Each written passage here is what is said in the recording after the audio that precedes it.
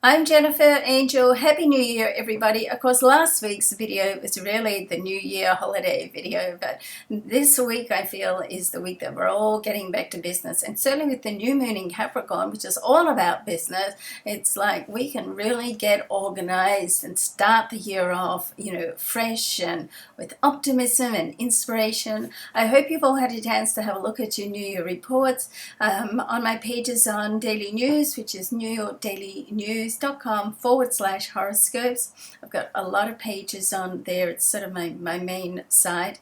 They will have the reports now there. Also, the video reports are YouTube and hopefully on Daily News as well. I'm not sure yet because I'm doing this report in advance, so but yes, they said they're going to put them there too. And I'm going to have a small written report on my independent site, the Mistress of Astrology site. There's going to be some changes on that site early this year as well, incorporating quite a few sites into one. So sort of seems to make sense, but I'll let you know about that when it comes up. So the other things happening this week, we do have a square between Mars and Mercury. I've got that sort of listed still. We did have that last week, but you know what? It's always a vibration. It's there. It's always good to take a leaf out of Libra's book and be a little more diplomatic with sensitive issues. Now, Mercury is retrograde, right? So going retrograde on the 6th in the sign of Capricorn. So the Mercury retrograde period is always a time which is good to sort of do some planning, great time to get things organized for 2016 and get your plans into place and do any research, okay?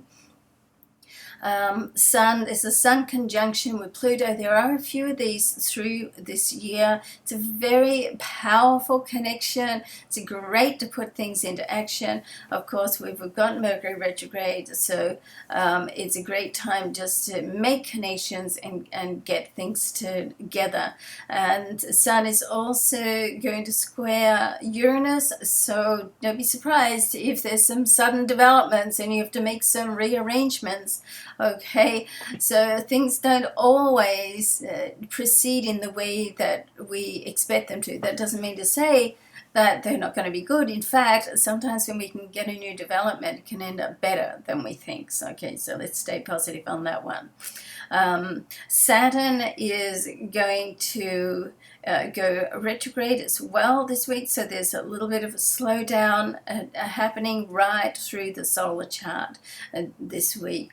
And there's a conjunction with Venus and Saturn in the sign of Sagittarius. So I like this because Sagittarius wants to sort of, be freedom lovers, but Saturn wants to just pull back and be a little bit more, have more stability in your life. And with Venus there, then that's about relationships. So there's a good balance going on there, a balance between stability and a balance of being independent, and I like that. Okay, so then and of course, as I mentioned at the start, we've got the new moon, which is fabulous to start off in Capricorn. So there's a slowdown this week with the two retrogrades, but there's a lot of great stuff happening as well to start off the year. All right, so I'll go ahead now and do the snapshot reports for each of the signs. So Happy New Year, everybody. Thanks so much for watching me. I really appreciate your support. I don't always get to reply to your comments straight away. I do generally get to them eventually, but please know that I do see them. I do read every one of them, and I so enjoy receiving them. So thank you so much.